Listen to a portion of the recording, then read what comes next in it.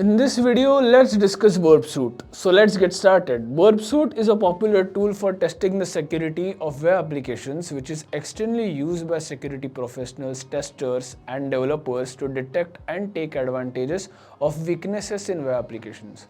It includes various web application security testing tools, including a web proxy, vulnerability scanner, and attack tools. Burp Suite is available in free or community edition and paid or professional versions, with the paid version offering additional features and support. Burp Suite Practical. In this video, we'll show you how to install Burp Suite on your Windows operating system. Open a web browser of your choice and search for Burp Suite download and hit enter. Follow the first link from the search result.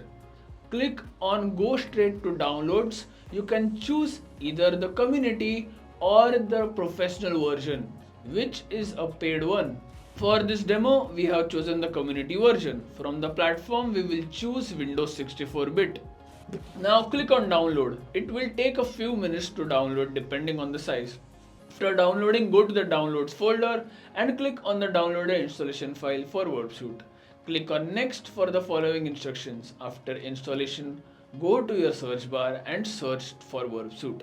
Double click to open Burp Suite. Click on next. Now Burp Suite tool is ready for you to use.